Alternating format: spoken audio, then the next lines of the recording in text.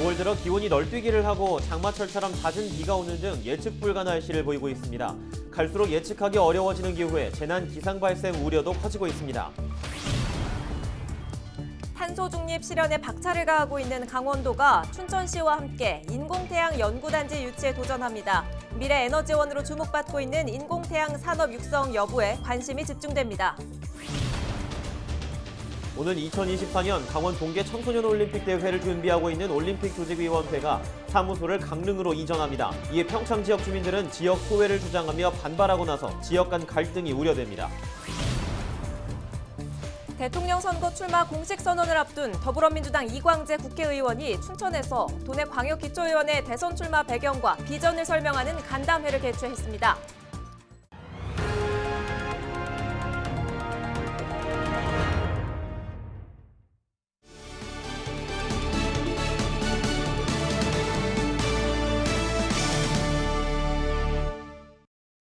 시청자 여러분 안녕하십니까? 헬로티비 강원 뉴스입니다.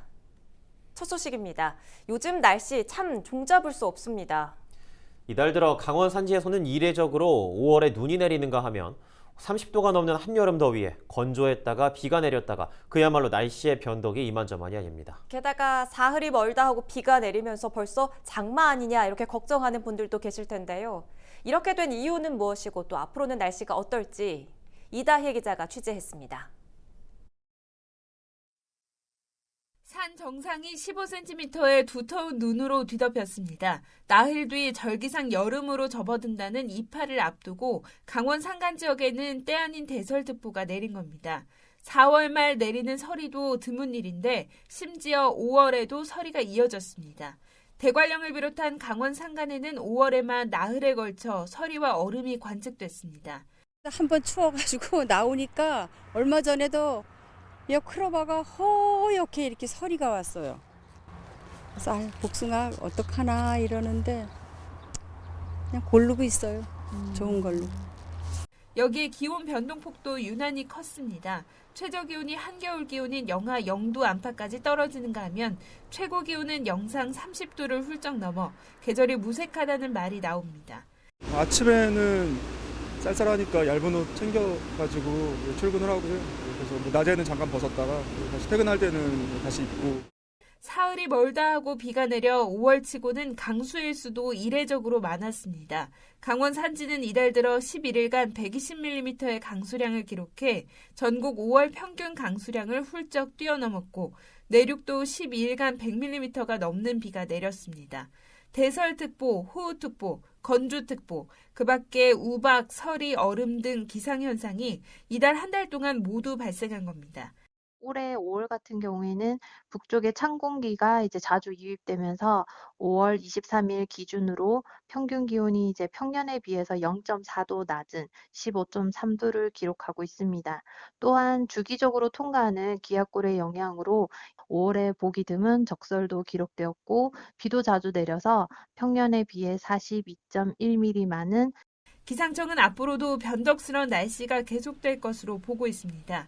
올여름 대체로 기온이 높지만 가끔 찬 공기가 유입되거나 무더운 날이 있어 기온 편차가 클 것으로 전망됩니다. 강수량은 평년보다 비슷하거나 많겠고 대기 불안정 등 영향에 따라 역시 지역별 차이가 클 것으로 예상됩니다.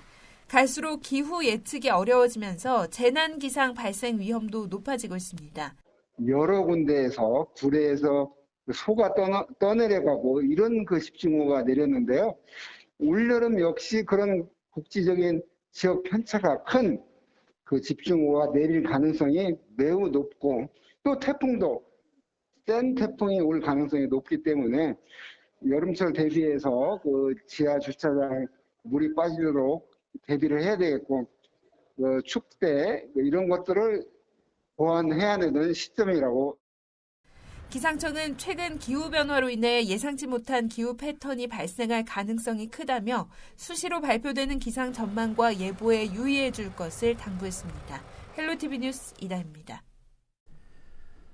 강원도가 탄소 중립 실현을 위해 탈석탄 동맹에 가입했습니다. 강원형 2040 탄소 중립 실현을 위한 본격적인 행보에 나섰는데요. 강원도와 춘천시가 탄소 중립 실현을 위해 미래에너지원으로 주목받고 있는 인공태양 연구단지 유치에 본격적으로 뛰어들었습니다. 장진철 기자가 보도합니다. 미래에너지원으로 주목받고 있는 인공태양, 태양의 핵 융합 반응을 이용한 고효율 에너지원입니다. 연료는 바닷물에서 추출할 수 있는 중수소를 사용하는데 고작 1g으로 석유 8톤이 생산할 수 있는 전기를 만들 수 있습니다. 특히 탄소 배출도 없고 방사성 폐기물 걱정도 없습니다.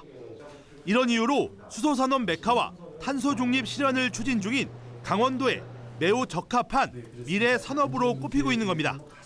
그 에너지의 핵심이 되는 부분들이 바로 이제 핵융합 에너지, 다시 말하면 인공태양이 되겠습니다. 그래서 아마도 강원도의 이미지와 가장 적절하게 잘 맞는 어떤 분야라고 생각이 됩니다.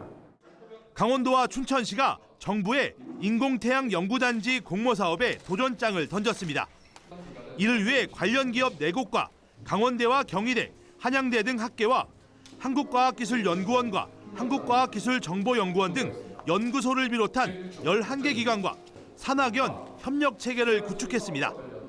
인공태양 연구단지에서는 상용화의 핵심 중 하나인 섭씨 1억 도 이상의 온도 유지 기술 연구 등이 진행될 전망입니다. 강원도는 지난해 무산된 방사광 가속기 유치 전에 뼈아픈 전철을 밟지 않기 위해 맞춤형 차별화 전략 마련에 나설 방침입니다. 특히 정부가 지정한 액화수소 기반 융복합 클러스터와 강원형 2040 탄소 중립 정책과 연계성을 강조할 계획입니다. 수소, 특히 액화수소를 저희가 제공할 생각입니다. 그리고 궁극적으로는 그 액화수소를 징검다리로 해서 인공태양으로 이것은 완전히 청정한 에너지이기 때문에 인류의 에너지 문제가 완전히 해결될 수 있다고 봐서 거기에도 우리가 강원도가 그 다음 단계로 역할을 할 생각을 가지고 있습니다. 춘천시는 지질학적 안정성과 수도권과의 접근성을 강조하며 남춘천 산업단지에 축구장 70개 면적의 땅을 연구단지로 제공하기로 했습니다. 이미 울산과 전라남북도 등 다른 지역에서도 인공태양 유치전에 뛰어든 상황.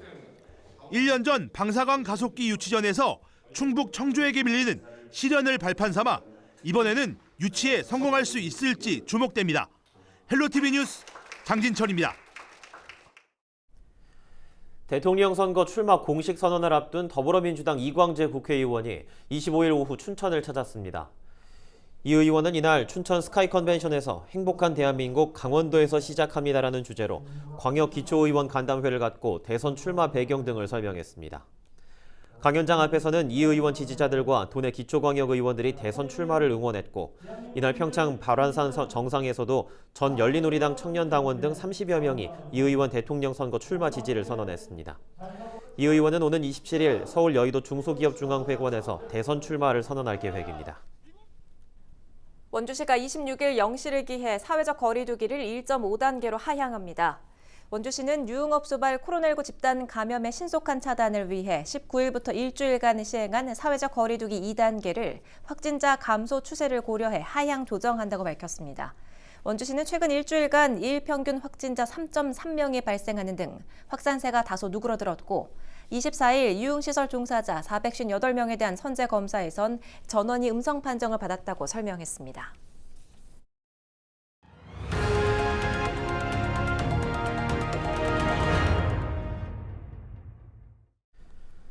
2024년 평창과 강릉, 정선 일대에서 열리는 강원 동계 청소년 올림픽 대회의 준비가 한창입니다. 최근 올림픽 조직위원회 사무소가 서울에서 강릉으로 이전하기로 결정되면서 평창 주민들이 반발하고 있습니다. 김선화 기자가 취재했습니다. 평창 동계올림픽 주요 무대였던 평창 올림픽 메달 플라자. 지역 주민들이 쏟아지는 빗 속에서 머리띠를 두르고 한데 모였습니다. 최근 2024 강원 동계 청소년 올림픽 대회 조직위가 사무소를 평창이 아닌 강릉으로 이전하기로 한 것에 대해 반대 기자회견을 연 겁니다. 이들은 올림픽 개폐회식 역시 다른 지역에서 열리는 것을 용납할 수 없다며 반발했습니다. 대학년 지역 주민을 무시하는 조직위는 각성하라! 각성하라! 조직위는 조직 확대 개편을 위해 현재 서울에 있는 사무소를 내년 1월 강릉으로 이전한다는 계획입니다. 사무소 위치를 결정하기 앞서 평창 6곳과 강릉 5곳 등 후보지를 검토했는데 접근성과 근무 환경 등을 고려했을 때 강릉이 가장 적합했다는 입장입니다. 직원들이 현장에 내려가서 근무를 해야 되고 공간 확보라든가 그다음에 경기장 접근성, 직원들의 근무 환경, 그다음에 임대 조건 이런 걸 감안해서 저희들이 평청하고 강릉의 사무소를 저희들 추천받아서 심사를 했습니다. 또한 개폐식장의 위치는 아직까지 정해진 바 없다고 설명했습니다.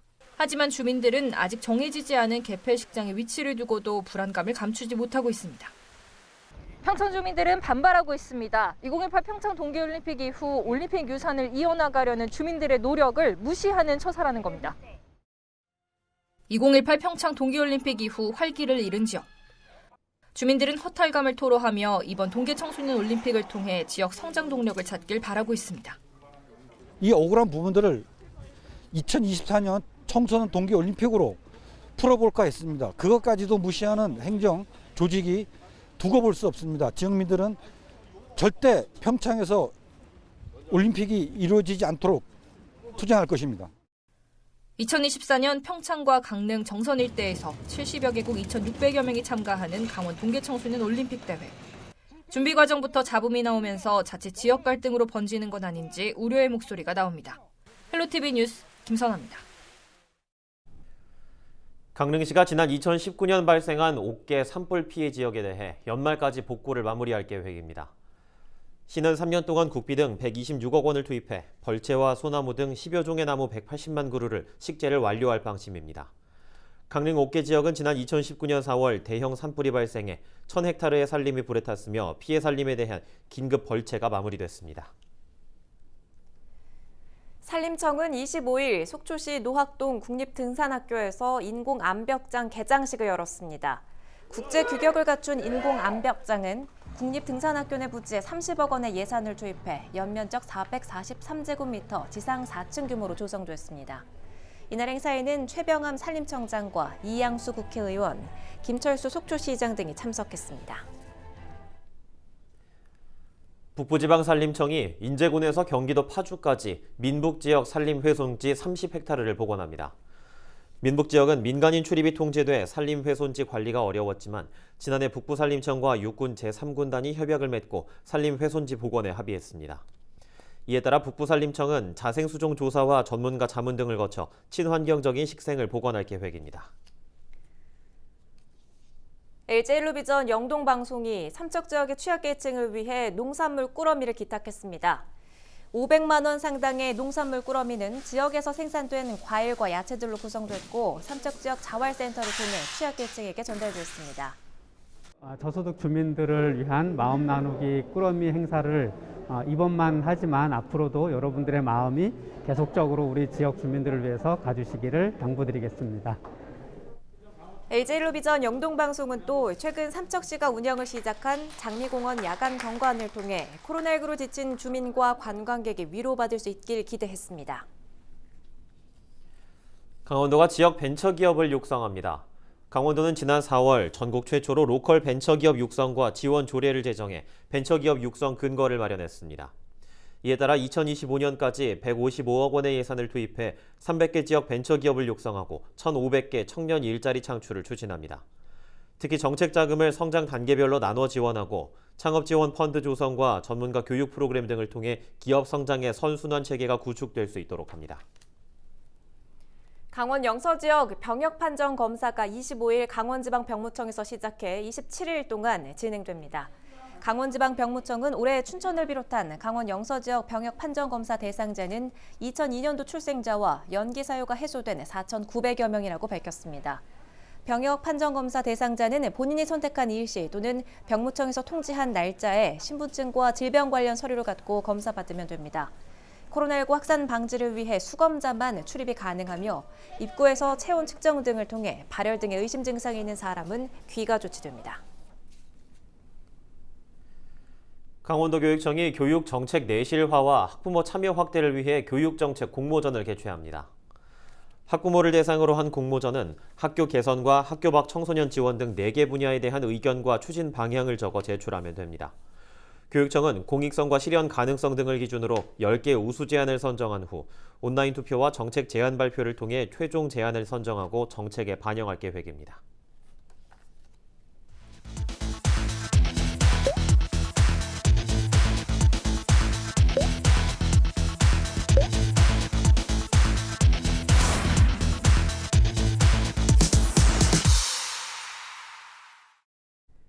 춘천시가 9억여 원을 투입해 추진한 소양 2교 미디어 파사드가 27일 준공됩니다. 춘천시는 소양 2교 미디어 파사드 구축을 완료하고 8월까지 콘텐츠 시범 운영을 추진합니다. 소양강 스카이워크 방향 미디어 파사드도 이달 안에 정비가 마무리돼 의암호 야간 경관의 관광 자원화가 기대됩니다. 삼척시가 신기면 대일이 동굴지대 관광 자원화를 위해 삼척 케이블파크 178 사업을 추진합니다. 특히 동굴이 살아있다를 주제로 치유 프로그램과 미디어 숲, 친환경 캠핑장 등을 갖춰 체류형 관광지로 조성합니다. 이번 사업은 문화체육관광부의 지원을 받아 4년 동안 국비 60억 원 등 120억 원이 투입됩니다. 평창군이 미탄면 청옥산 일대 무장의 나눔길을 조성합니다. 나눔길은 10억 원의 사업비를 투입해 1km 이르는 둘레길과 전망대 조성 등으로 추진됩니다. 청옥산 무장의 나눔길은 오는 9월 준공 예정입니다. 홍천군이 오는 27일 홍천읍 사무소에서 구인구직 행사를 개최합니다. 홍천군은 코로나19 여파로 심각한 취업난을 해결하기 위해 구인구직 행사를 마련했다고 밝혔습니다. 이날 행사에는 홍천 노인전문병원 등 지역 내 10개 기업이 요양보호사와 농수임산물 분말 가공 생산직, 조리사와 화물운송 운전직 등을 선발할 계획입니다. 이와 함께 홍천농업고등학교와 대한노인회 홍천군 지회가 마련한 고졸 청년 자격 취득 지원과 노인 취업 지원 부스도 운영됩니다. 태백시가 인구 유입을 위해 지역 내 5개 고등학교에 전입한 다른 지역 고등학생에게 귀향 교통비를 지급합니다. 지원 대상은 본가가 다른 지역에 있지만 주소지를 태백으로 옮기고 지역의 고등학교에 재학 중인 학생입니다. 지원 교통비는 대중교통 기준의 편도교통비로 1인당 월 2회씩 지원됩니다.